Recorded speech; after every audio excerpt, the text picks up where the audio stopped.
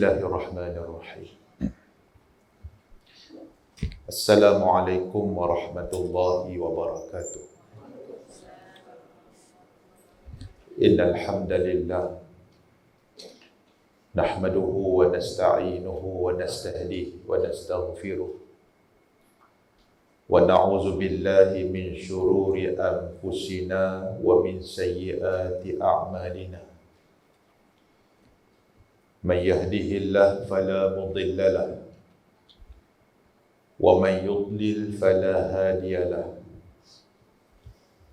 Asyhadu an la ilaha illallah wahdahu la syarika lahu wa asyhadu anna sayyidana Muhammadan abduhu wa rasuluh.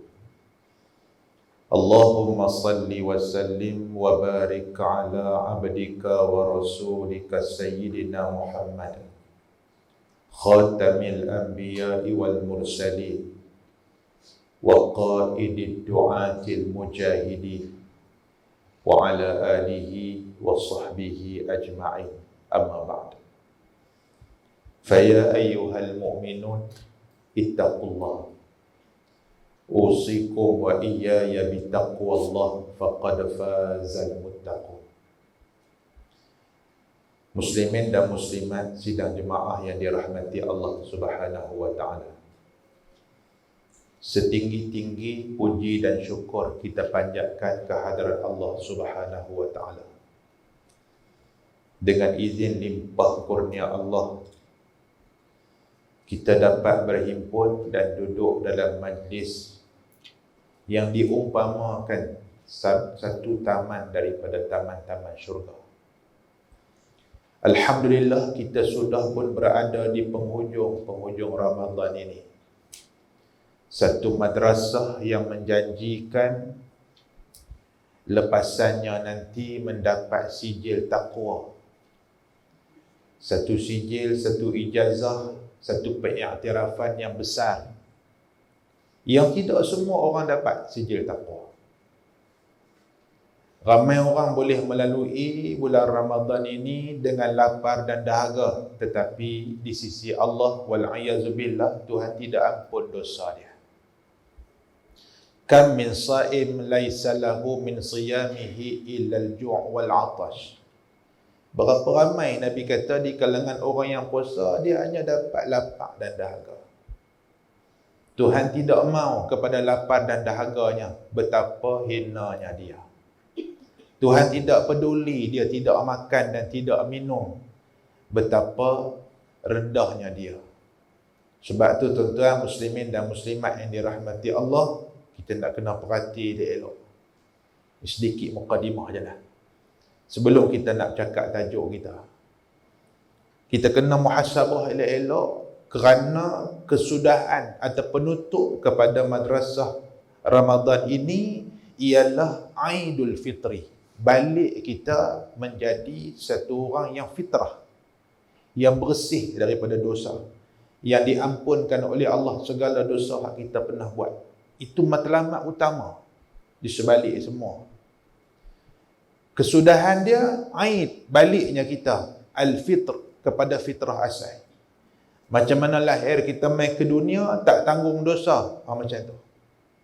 Nah, muslimin dan muslimat yang dirahmati Allah, muhasabah elok, ada baki lagi untuk kita minta kepada dia supaya Allah Ta'ala kurniakan kekuatan kepada kita untuk kita dapat keampunan dia, untuk kita kejar rahmat dia, untuk kita dapat maghfirah daripada dia.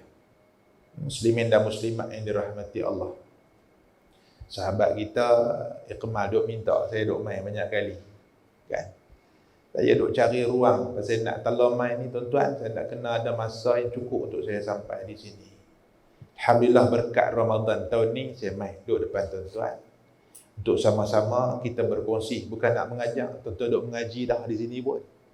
Tuan-tuan duk di madrasah ni, di sekolah di kompleks Islam ni, tuan-tuan duk dengan Ustaz Jafi, tuan-tuan duk dengan Tok Guru, tuan-tuan duk dengan alim ulama, ustaz-ustaz kita, asatizah kita, duk main curah ilmu dekat tuan-tuan ni banyaklah. Saya pun sebenarnya tak tahu nak cakap apa kat tuan-tuan ni. Saya tadi kalau cakap ni mendengar dah ni minggu lepas ni.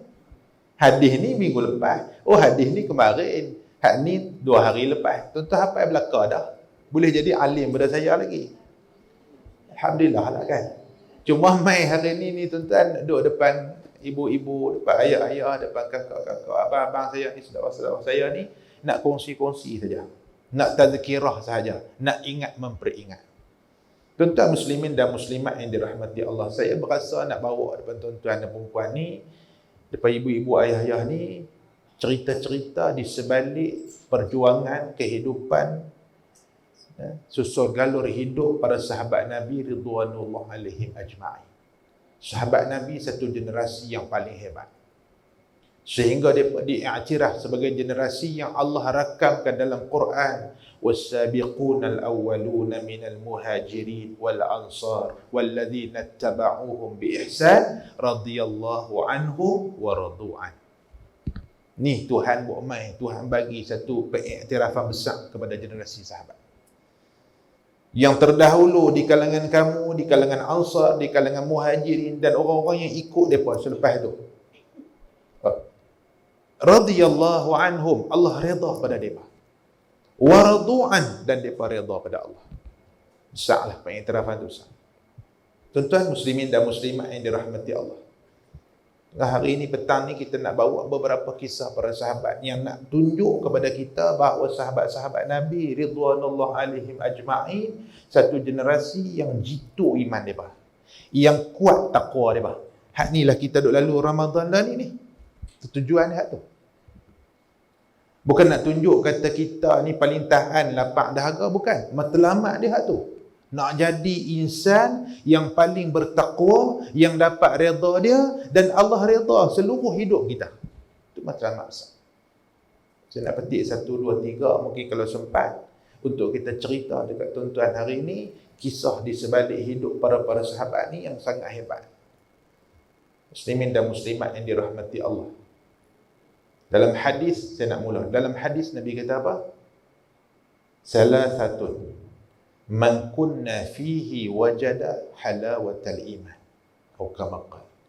Ada 3 benda yang siapa ada 3 ni dalam hati dia, dalam hidup dia, dalam diri dia, dia akan rasa manisnya iman.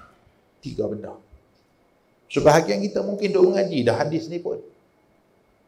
Nabi kita ada 3 benda, 3 perkara yang kalau ada pada kita, maka dia akan rasa nikmat. Yang kata manisnya, yang kata iman tu, halawatal iman. Nombor 1, ayyakunallah wa rasuluhu ahabba ilaih mimma siwahuma. Nombor 1, dia boleh pastikan Allah dan Rasul nombor 1.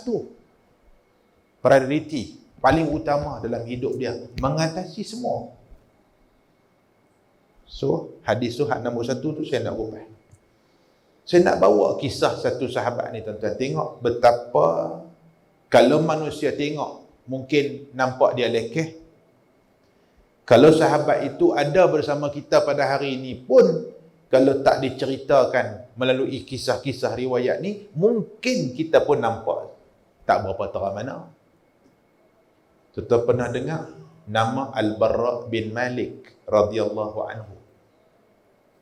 Al-Barra bin Malik ini adalah saudara kandung kepada Anas bin Malik radhiyallahu anhu. Ini kalau sebut Anas bin Malik semua pernah dengar kan? Khadam Nabi. Mak dia hantar ke Nabi SAW pada selepas Nabi hijrah ke Madinah untuk duduk dengan Rasulullah, untuk khidmat kepada Rasulullah, untuk serve segala benda yang patut sebagai khadam kepada Rasulullah sallallahu alaihi wasallam. Tapi dia ada saudara kandung yang mungkin jarang dicanang dan diceritakan di kalangan kita, kecuali orang-orang mengaji dan mengkaji. Ada saudara kandung kepada Sayyiduna Anas bin Malik, namanya Sayyiduna Al-Barra bin Malik Al-Ansari radhiyallahu anhu. Ini sahabat hebat kalau baca cerita dia tuan-tuan, insya-Allah tabarakallah. Susuk tubuh dia kurus kering, kusut masai, berdebu. Apa lagi tuan? Ni hak duk ada depan saya ni segak belaka ni. Dah segak-segak, baju putih bersih, serban cantik. Nah, awak cermin mata paling mahal. Kan? Bukan semata saya, semata tuan-tuan. Songkok hak paling elok. Pergi beli hak harga RM150 nak semayang, nak menghadap Allah. Alhamdulillah, ada duit, ada rezeki beli. Serban pun beli hak paling elok, beli di Mekah tu. Kain telekong pun hak paling elok, nak main mengaji ni kan dia pakai leke-leke lusuh-lusuh. Itu alhamdulillah. Tapi di kalangan para sahabat Nabi ada yang macam tu. Tapi ada di kalangan para sahabat Nabi penampilannya tak menarik. Nampaknya biasa. Susuk tubuhnya mungkin makannya kurang. Kurus orang dia. Lemah nampak dia. Bajunya tak bersalin. Berdebu. Kalau hatta ulama kata kalau Al-Barra itu duduk di kalangan masyarakat yang ramai, orang tak peduli pun kat dia. Kita ni main-main alhamdulillah jugalah kan. Orang kenal kita, salam dengan kita, tambah kita kalau tuan guru ke apa ustaz ni, orang ra'i kita. Ni tak peduli pun. Tapi Allah nak muliakan dan nak tunjuk kata sahabat ni dia hak mulia di sini. Innallaha la yanzuru ila suwarikum wa ajsamikum wa ajsadikum atau kama qala walakin yanzuru ila qulubikum wa a'malikum. Hak Tuhan nak tengok bukan susuk tubuh, bukan pakaian, bukan penampilan, bukan personality, bukan hak nak tunjuk depan ni bukan. Peringat dari saya ni mai tidak sika baju nak medok depan tuan-tuan ni bukan nak boleh pakai kan. Bukan hak tu Tuhan tak tengok pun. Tuhan tak tengok pun ke penampilan kita nampak elok tu. Walakin, tapi hak Tuhan nak perhati, yang zuru ila qulubikum wa amalikum. Tuhan nak tengok dalam hati. Dalam hati itu tak ada manusia boleh duk suka, tak boleh. Duk di lubuk hati kita. Dan sahabat Nabi yang bernama Al-Barra bin Malik Al-Ansari radhiyallahu anhu ni, Allah nak tunjuk kemuliaan dia. Di zaman Rasulullah sama, keluar perang sama, duduk sama dengan Rasulullah, mungkin mengaji, tapi tak duduklah depan-depan. Sama Sayyidina Umar, Abu Bakar, Ali, Uthman. Sahabat-sahabat sebut selalu dah. Huzaifah ibn al-Yaman, sahibus sir li Rasulillah. Kan? Muaz ibn Jabal, Abdullah ibn Mas'ud, apa semua ni. Tak pernah dengar pun nama sahabat ni. Tapi dia orang hebat. Tuhan nak tunjuk dia orang hebat. Cerita aja bermula ketika wafatnya Rasulullah SAW, maka manusia jadi lagu mana? Sebahagian besar orang Islam murtad. Bila wafatnya Rasulullah, cabaran pertama, cabaran besar yang dihadapi oleh Sayyidina Abu Bakar As-Siddiq ialah memerangi gejala riddah murtad. Murtad ni berlaku, Masya Allah, tabarakallah tuan-tuan. Orang Islam masuk ramai dah pada zaman Rasulullah, tapi murtad pun ramai bila tak adanya Nabi. Tuhan kata iblis, syaitan, hawa nafsu. Iblis, syaitan, hawa nafsu ni dua benda ni hadut belenggu kita. La tak ada kat kita, iblis, syaitan kena belenggu, tapi satu musuh besar tu ada kat kita, nafsu kita. Nafsu kita tu besar. Bermula dengan tak mau bayar zakat, tak mau macam duk buat selalu, tak mau kerana alasan Rasulullah dah tak ada, tapi sebenarnya nak keluar daripada Islam. Maka kelompok tuan-tuan muslimin dan muslimat sekalian, golongan kelompok yang paling besar pengikut murtad ini ialah pengikut kepada Musailamah Al-Kazzab. Musailamah Al-Kazzab ini dia rekrut, boleh kita guna istilah tu. Dia bentuk, dia pengaruh, dia tarik orang sehingga yang bersama dengan dia tuan-tuan anggap berapa? 1,000 sikit. 5,000 sedikit, 20,000 sedikit, 40,000 yang bersama dengan dia.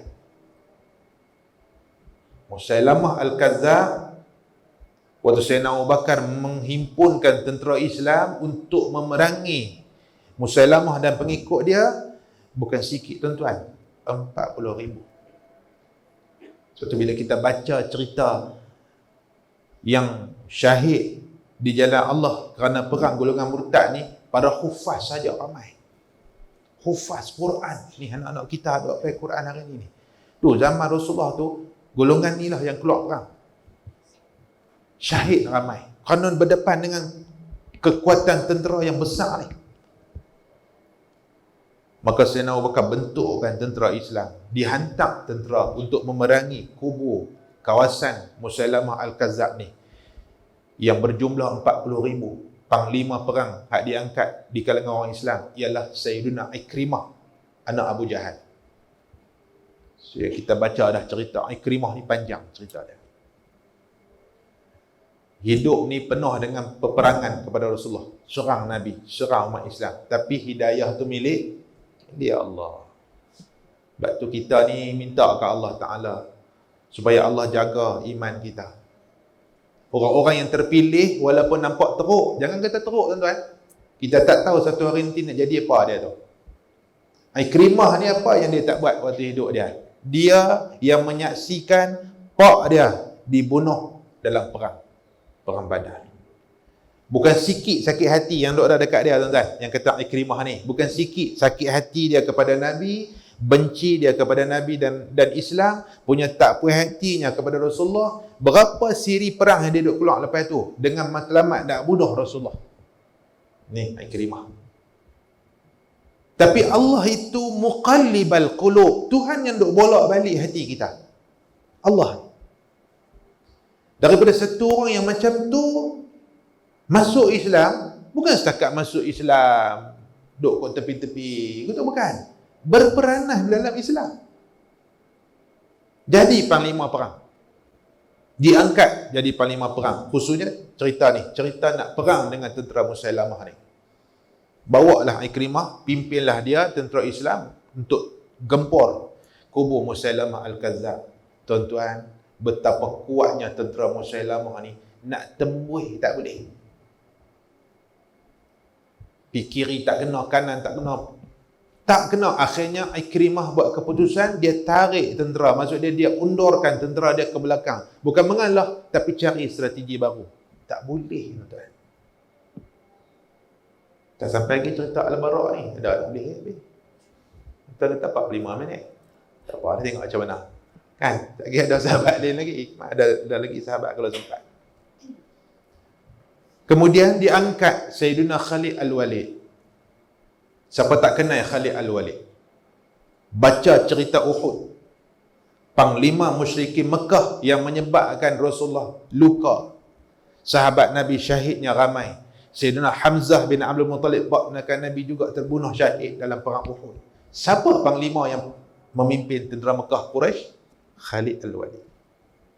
Ini disebut panglima perang yang tidak pernah terkalah sama ada pada ketika tak Islam ataupun dah Islam. Khalid Al-Walid radhiyallahu anhu. Sangat hebat. Khalid Al-Walid ni kalau baca cerita dia panjang, jadi kuliah Khalid Al-Walid pula. Kita tak baca tu, kita nak cerita kata dahsyat ni nak lawan ni. Khalid Al-Walid pimpin tentera Islam pula. Panglima perang beralih tangan kepada Sayyidina Khalid masuk untuk gempur. Pimpinan Khalid Al-Walid nampak lebih gagah untuk cuba buka pintu kubur. Tapi dahsyat.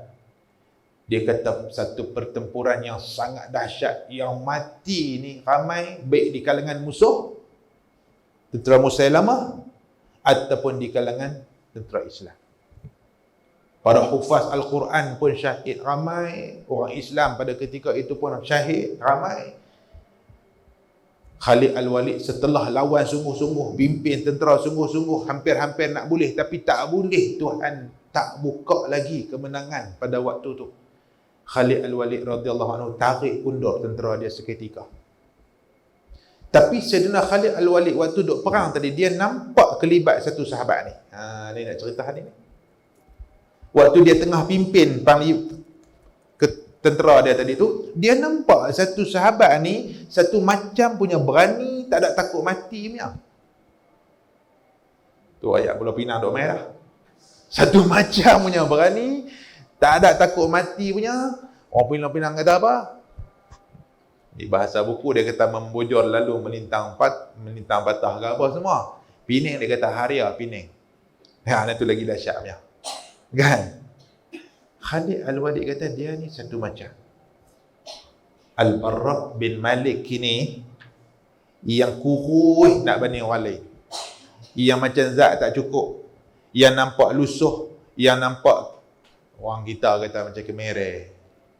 Tak ada tenaga dia nak angkat pedang lagu mana lagu ni tak pergi pedang tidur angkat dia. Kan? Tapi kata Khalid Al-Walid, dia beralih kepada Al-Barra. Al-Barra, wahai pemuda Ansar, bolehkah kamu pimpin mereka ni untuk kita buka pintu kubur? Sayyidina Al-Barra bin Malik ini bila dengar macam tu panglima kata dekat dia, dia kata boleh. Boleh dia kata. Tapi dua, aku bagi jaminan. Imma sama ada aku buka pintu kubur itu ataupun aku syahid di tengah-tengah tu. Maka apa jadi? Dia orang kecil tuan-tuan, orang ringan, orang kurus.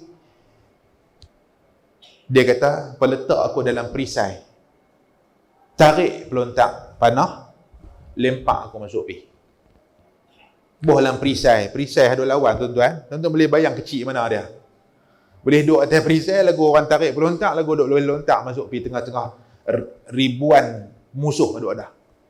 Lontar aku sampai dekat-dekat sampai pintu. Aku buka insya-Allah, dia kata. Sayyidina Al-Barra bin Malik, Tuhan angkat kemuliaan sahabat ni, saudara kandung Anas bin Malik ni radhiyallahu anhuma. Maka dilontar dia. Tuan-tuan muslimin dan muslimat dirahmati Allah, jatuh dia di tengah-tengah ribuan tentera Musailamah Al-Kadzdzab. Kata ulama sirah, Al-Barra bin Malik lawan tak ada takutnya. Tak takut kepada kematian yang dia cita-citakan syahid. Tapi Allah Subhanahu Wa Taala nak angkat kemuliaan sahabat ni, kata taqwa ni, yang kata iman ni. Allah nak angkat kemuliaan sahabat yang bernama Sayyidina Al-Barra ni dengan apa? Tuhan nak tunjuk kata kemenangan Islam pada ketika itu terbuka di tangan pemuda Ansar yang nampak lekeh ni. Kata ulama, di tubuh Al-Barra sahaja lebih daripada 80 kesan tikaman tombak dan juga pedang. Tapi tak gugur dia. Tak gugur. Lagi kadang kita cerita ni kan, kita kata bolehlah muda. Kan? Ada cerita sahabat Nabi hak tua apa dah. Dan tak lagi, dan kita nak cerita tak lagi, tua. Di tubuh ni lebih daripada 80 kesan tikaman tombak, lembing dan sebagainya ni tak jatuh tuan-tuan. Akhirnya berjaya pemuda yang bernama Al-Barra bin Malik radhiyallahu anhu ini untuk buka pintu kubur tu. Bila terbuka pintu kubur, ini peluang besar lah. Selama ni duk boleh berlindung di balik kubur, duk lontak mai panah apa semua daripada atas. Lah dah terbuka.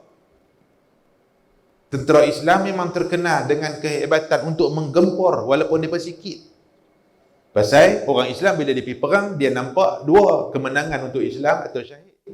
Aku buat balik kemenangan atau aku gugur syahid. Sebab tu boleh gempur masuk. Rikah cerita tuan-tuan, akhirnya Allah bagi kemenangan kepada tentera Islam pada ketika itu. Terbunuhnya Musailamah Al-Kadzdzab yang telah menyebabkan puluh ribu orang murtad itu pada hari itu. Muslimin dan muslimat yang dirahmati Allah. Ulama rakam. Ini saya ambil cerita ni daripada kitab As-Suwar min Hayatis Sahabah. Cerita para sahabat Nabi, kehidupan mereka. Ridwanullah alaihim ajma'in. Muslimin dan muslimat yang dirahmati Allah. Itu satu. Ini nak cerita tentang ayyakunallah wa rasuluhu ahabba ilaih mimma siwahuma. Sahabat Nabi dia buktikan benda ni. Apa dia? Dia letak Allah dan Rasul ni paling utama. Aku duduk nombor 3, 4, 5, 6. Aku tak penting. Untuk Islam penting. Itu satu. Muslimin dan muslimat dirahmati Allah. Kisah yang kedua saya nak bawa ni tuan-tuan ialah kisah tentang sahabat Nabi yang kata ulama, siapa tidak kenal dengan sahabat ni. Tidak ada satu pun orang Islam yang mengaji, yang mengkaji, yang dewasa, yang sudah pun Islam lama, yang tidak kenal sahabat ni. Bila sebut saja Sayyidina Abu Ayyub Al-Ansari, semua kenal. Nah, pernah dengar? Walaupun tak kenal sangat, tapi kalau tanya ni, tuan-tuan pernah dengar Abu Ayyub Al-Ansari? Oh, nama dia itu seolah-olah macam kita kata, kalau hari ni orang kata artis, artis pun tak terkenal sampai terang tu. Oh. Saya waktu mengaji dulu ni, baca dengan Tuan Guru Syekh Nuruddin kita ni, Nama Abu Ayyub ni, kata Tuan Guru kita ni, walaupun orang yang pertama kali dengar, macam dengar banyak kali dah kan.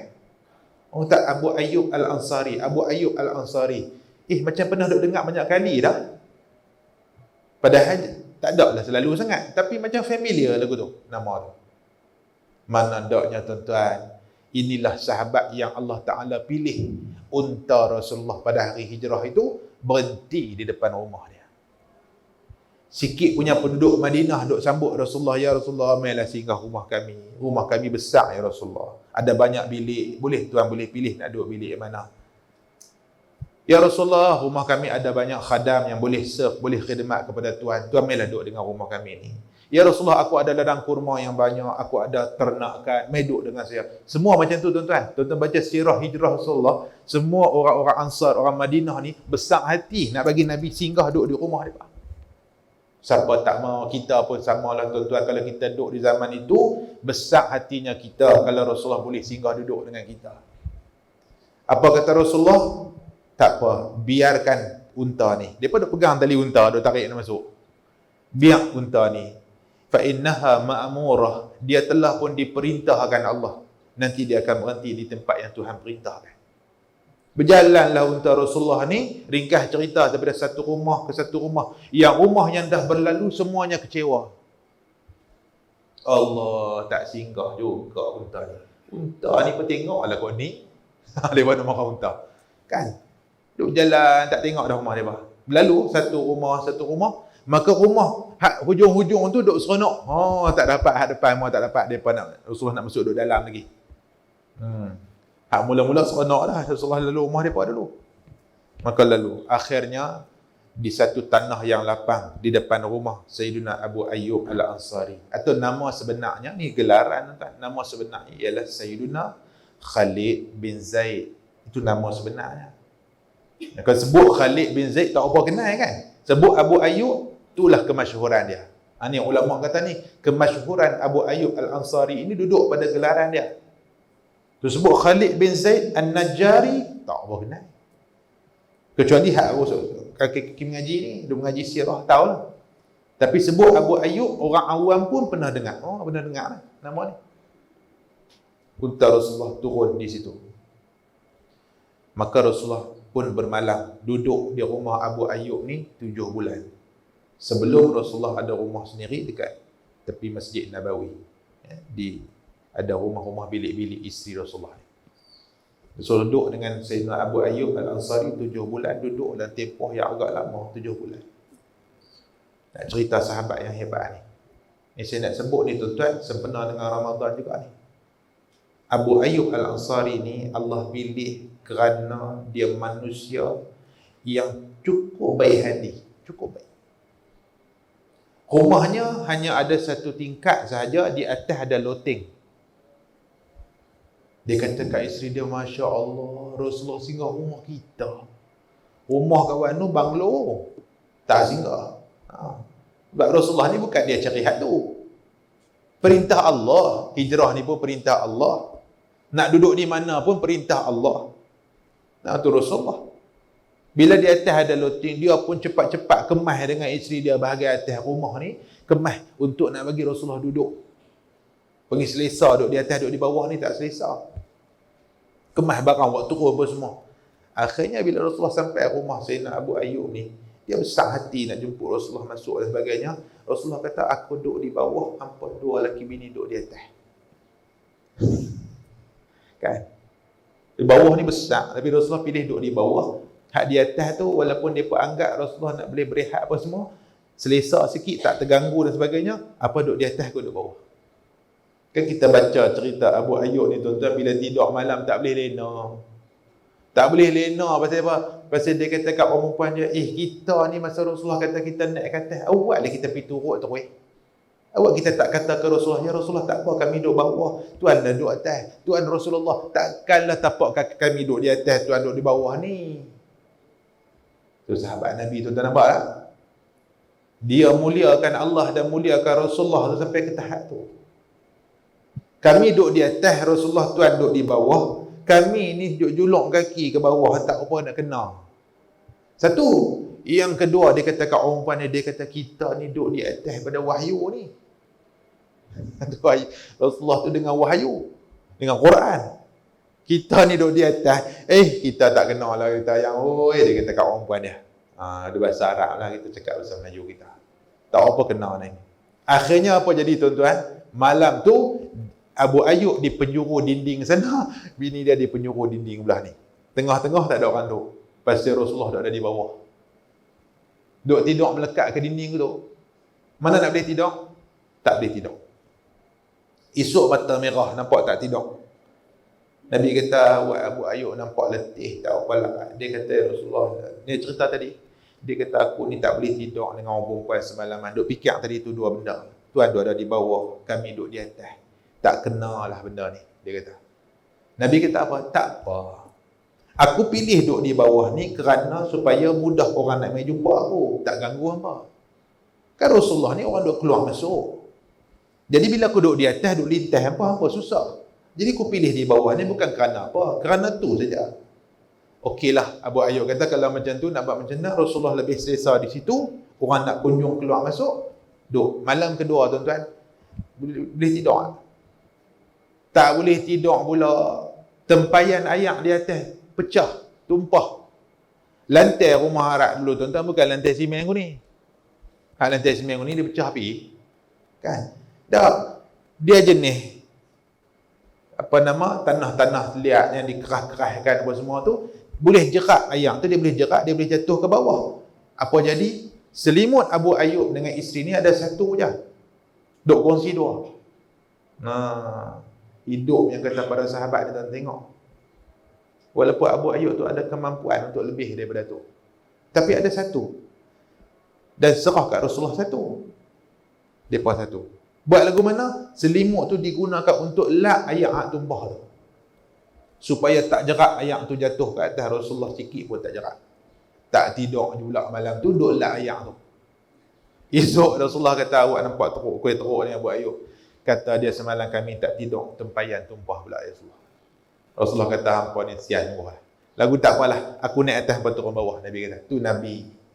Rasulullah ni dia suka mudah kau. Baik, kita nak cerita kena sahabat Nabi ni. Dia intro je Abu Ayyub ni. Sayyidina Abu Ayyub Al-Ansari ni manusia yang bukan takat baik, bukan takat macam tu. Dia adalah sahabat yang suka bantu orang. Suka bantu. Dan bantuan yang dihulurkan oleh Sayyidina Abu Ayyub ni bukan setakat bantuan biasa-biasa. Ketika sahabat lapar, melarat dan sebagainya, dia ada tandang kurma, dia ada kambing, dia ada apa, dia nak bagi. Ada cerita Rasulullah bawa Sayyidina Abu Bakar dengan Umar waktu lapar sangat ke rumah Abu Ayyub tu. Dia suruh orang perempuan dia buat roti, dia sembelih kambing, dia kemudian dia hidangkan setandan kurma, bukan biji-biji ke tau.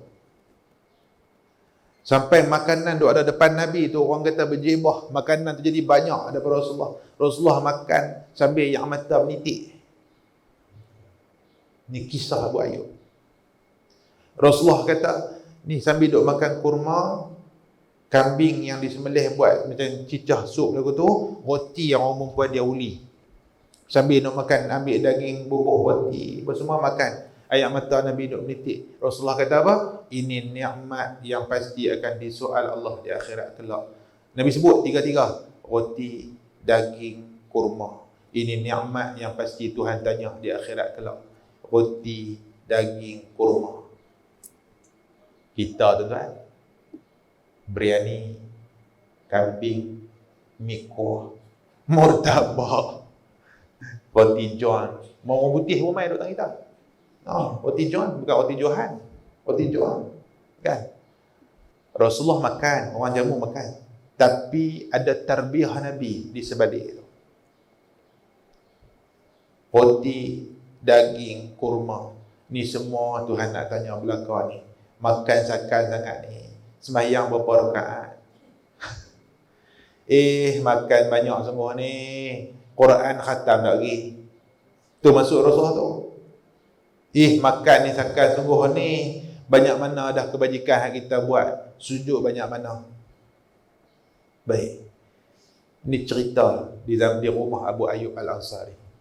Abu Ayyub Al-Ansari ini, tuan-tuan dan puan muslimin dan muslimat sekalian, hidup panjang umur dia. Daripada satu generasi pada Rasulullah wafat, zaman Sayyidina Abu Bakar, zaman Umar, zaman Uthman, zaman Ali, panjang umur. Sampai umur 80 lebih umur. Pada ketika itu di zaman Sayyidina, Muawiyah, yang mengangkat Yazid untuk menjadi panglima perang untuk melawan dan tawan kota Konstantinia. Dia panggil kota Konstantinopel atau Konstantinopel. Orang bisa pergi Turki, tuan-tuan boleh tengok makam Abu Ayyub dari sana. Dekat, tak jauh daripada masjid Sultan Ayyub tu, tak jauh. Bila zaman tu, zaman Yazid jadi panglima perang, dia angkat untuk menyerang tentera Rom pada ketika itu. Rom cukup kuat. Abu Ayyub yang cukup tua ni, tuan-tuan. Ini kita nak semangat sahabat yang kata nilai takwa dan iman. Bukan setakat beribadah. Sahabat Nabi ni saya sebut dah, bukan setakat kuat beribadah, bukan setakat dengan Quran mereka, itu sudah pasti. Bukan setakat ilmu, mengaji ilmu sampai alim, itu sudah pasti. Sahabat-sahabat Nabi ni, minal mu'minina rijalun sadaqu ma'ahadullah. Tu Al-Ahzab ayat 23, Tuhan sebut. Minal mu'minina rijalun sadaqu ma'ahadullah. Di kalangan orang-orang mukmin yang laki-laki ni, para sahabat Nabi ni, rijalun sadaqu ma'ahadullah, iaitu pemuda-pemuda lelaki-lelaki yang menunaikan janji mereka pada Allah. Janji apa? Ulama tafsir Ibnu Katsir kata, janji untuk mempertahan dan memperjuangkan Islam. Faminhum man qada nahbah, di kalangan para sahabat ni sudah pun dijemput Allah syahid, tunai janji dah. Wa minhum man yantazir, sebahagian lagi duk tunggu turn, tak sabar nak syahid. Itu jiwa sahabat. Sebab tu generasi mereka paling hebat. Kalau kaya macam Abdul Rahman bin Auf pun tak masuk dalam hati. Masya Allah, kaya tuan-tuan, tapi tak masuk dalam hati ni. Bukan sedikit harta Abdul Rahman bin Auf untuk Islam. Kualiti kekayaan yang ada. Kalau susah miskin melarat pada sahabat pun, tidaklah dia fakir miskin macam zaman kita. Tidak. Dia ada juga sumbangan dia. Seperti kita baca kisah-kisah seumpama Al-Bara' bin Malik.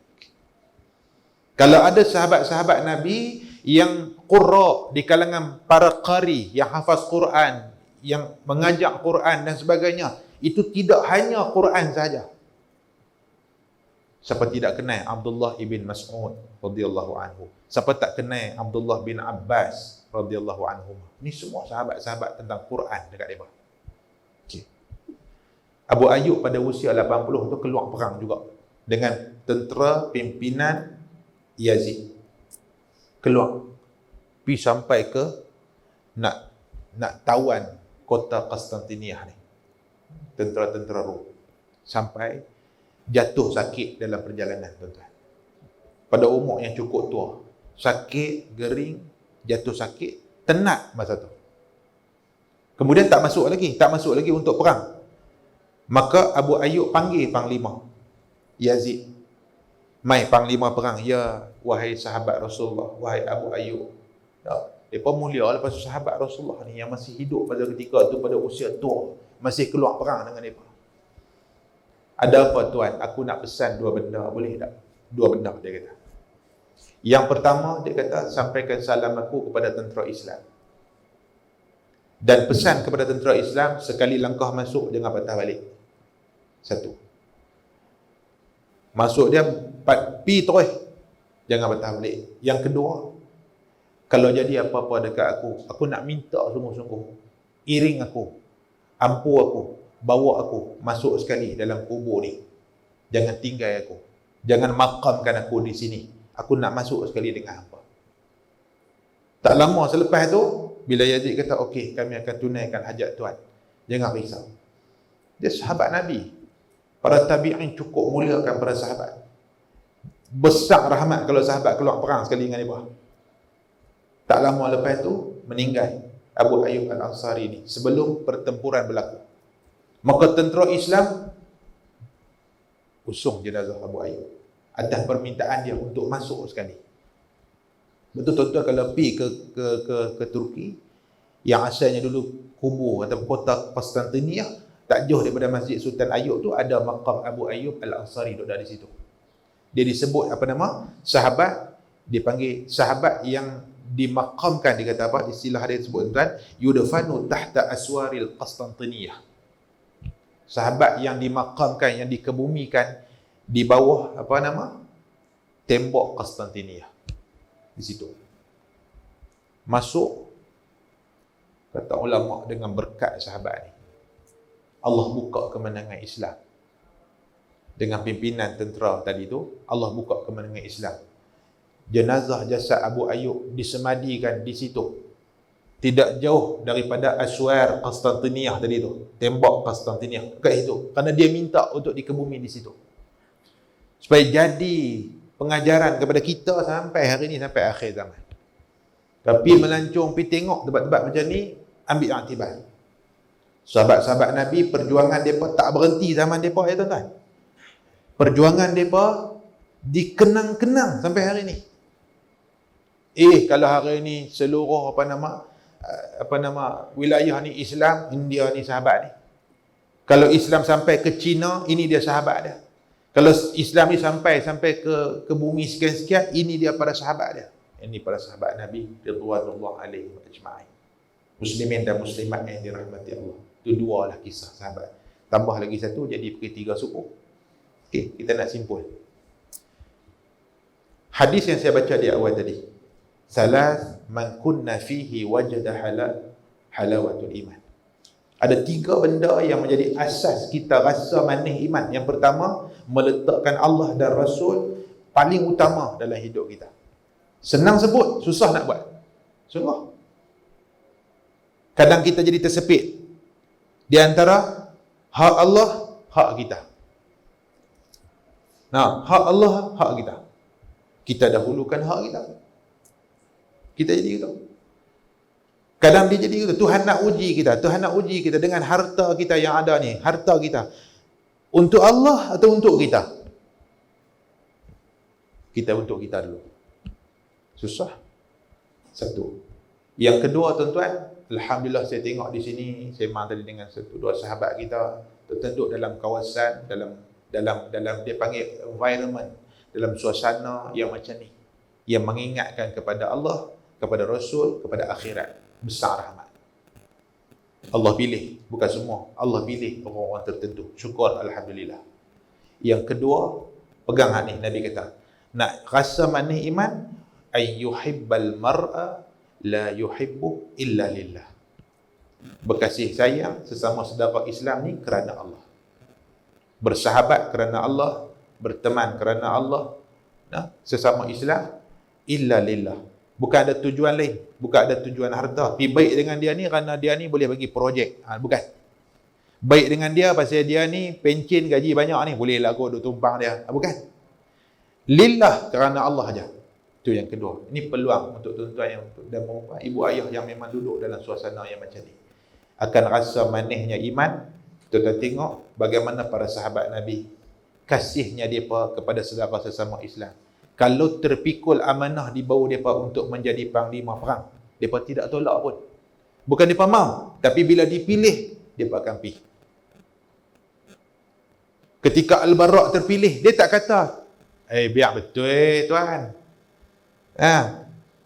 Kalau kita zaman lah, panglima perang Tan Sri lah, Tan Sri. Kan? Tan Sri biar betul. Saya ni tengok lagu mana ni, saya ni nak menyangkui tepi-tepi rumah boleh lah, duk tolak saya pergi duk jadi nak buka pintu kubur ni, pilih orang lain. Tak. Pasal apa tuan-tuan? Kasih mereka pada saudara, kasih mereka kepada Islam, kasih mereka pada Allah, kasih mereka kepada sahabat-sahabat sama-sama mereka ni tinggi tuan-tuan, tinggi. Cukup tinggi. Maka sebab tu mereka boleh korbankan diri mereka. Untuk apa? Untuk Allah, untuk Rasul, untuk umat. Boleh. Itu yang kedua. Yang ketiga kata Nabi SAW, wa an yakraha ay ya'uda fil kufr kama yakrahu ayyuqdhafa fin nar atau kama qala. Yang ketiga nak rasa manis iman, dalam hadis Anas bin Malik ni apa dia? Iaitu benci untuk kembali kepada kufur, kembali kepada perangai tak elok hak lama, kembali kepada zaman jahiliah, kembali pada zaman tak reti. Cukup tak suka untuk kembali kepada zaman macam tu, zaman kekufuran tu, seperti mana kita benci kita dilempak masuk ke dalam api neraka. Macam tu mau ada rasa benci.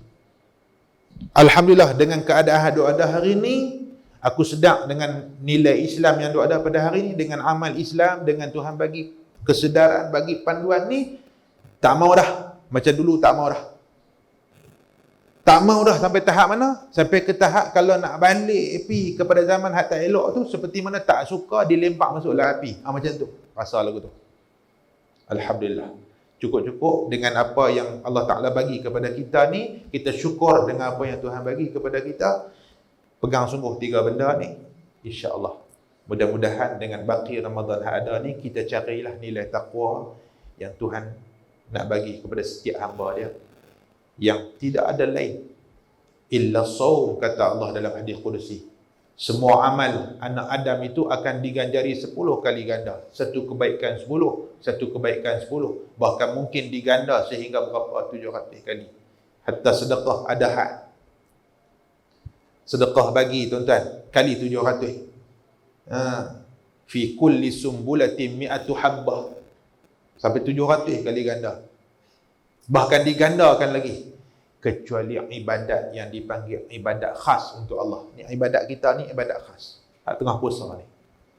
Illa siyam, kecuali puasa ni satu ibadat khas untuk aku. Kita puasa ni tak ada untuk siapa pun tuan-tuan. Untuk Allah. Bersedekah ada sangkut dengan orang. Waqaf untuk Allah tapi ada sangkut dengan manusia. Keluar zakat, tunai perintah Allah, ada sangkut dengan fakir miskin. Ada sangkut dengan orang. Hatta sembahyang untuk Allah, menghadap Allah, tapi mata manusia nampak kita sembahyang. Amboi, terletik-letik haji kita sembahyang sejak balik Mekah. Dia dengar dan kembang. Susah nak jaga. Ibadat sembahyang bukan senang tak? Sembahyang Allah Akbar. Amboi, dia berkata sejak mengaji di Kidah ni sembahyang nampak elok dia. Angkat takbir pun nampak sempurna, tangan pun qiyam elok, rokok pun ada tomak ninah, semua cantik. Padan hak dia mai dulu sembahyang nampak kalut. Sampai ke telinga dia. Dia kala hati. Baru tahu. Aku siapa? Nampak? Susah je kan? Kalau tak sampai gitu pun, dia jadi apa? Jadi seronok juga. Orang duk kata ke kita lagu tu. Nak buang hak seronok tu, ambil masa pula. Apa lagi? Pi haji. Orang tak? Pi haji ada ke orang tak tahu? Oi, payah nak buat sorok. Orang tak pi haji ke baru ni? Dah tak pi haji. Pi ke lain. Tak ada. Orang tahu tu kan? Nama naik, kita pun pi haji. Susah tuan-tuan ibadat. Hatta tuan-tuan bangkit malam qiyam. Isteri tahu. Isteri tak cerita kat orang pun lama-lama terlepas juga. Orang mai tanya, Kak Mah, contoh Kak Mah tak ada kena-mengena sini walaupun nama ada tak apa. Contoh, Kak Mah, ni haji kita ni mati dalam semayang, baru lepas semayang baca Quran hari Jumaat bulan Ramadan. Masya-Allah. Apa amalan dia Kak Mah? Kami share sikit. Tu ibadat kita. Tuan nampak? Susah kan senang. Kita semayang malam apa semua, habis-habis mati kita, orang pun kata apa? Dia ni, hak Kak Mah duk tengok, benda dia tak pernah tinggal, bangkit semayang malam. Dia tak pernah tinggal, sepanjang-panjang menikah dengan dia. Tu dia. Orang tahu. Kecuali puasa. Puasa orang tak tahu, kecuali kita mencerita kat orang. Puasa ni, orang takkan tahu, kecuali kita yang cerita kat orang. Nampak letih sikit kan ni? Memang hari Khamis ni saya duduk puasa. Cerita orang. Nampak menerak sakan kat ni, letih sangat ni. Dia kata saya memang lagu ni hari Isnin Khamis duduk biasa dah. Sejak mengaji ni, puasa tak pernah tinggal lagi lah. Dia kata cerita kat orang habis. Kan? Puasa ibadat yang paling rahsia tuan-tuan tak? Bukan senang. Walaupun isteri kita, abang puasa ke hari ni? Kalau dia tanya lagu tu, barulah kita ada bercerita. Kalau dia tak tanya, kita Rasulullah, ya Aisyah, ada apa rumah kita hari ni? Tak ada apa ya Rasulullah. Kurma pun tak ada, apa pun tak ada. Kalau macam tu, aku puasa. Puasa ni rahsia kita dengan Allah. Sebab tu Allah kata illa siyam wa ana ajzi bih, aku yang nak balas. Tak ada had, tak ada sukatan, tak ada gandaan, aku nak balas. Balas banyak mana? Rahsia Allah. Muslimin dan muslimat dirahmati Allah. Jadi dengan rezeki Ramadan yang Tuhan bagi ni, Tuhan bagi kat kita ni, carilah nilai taqwa, carilah nilai iman.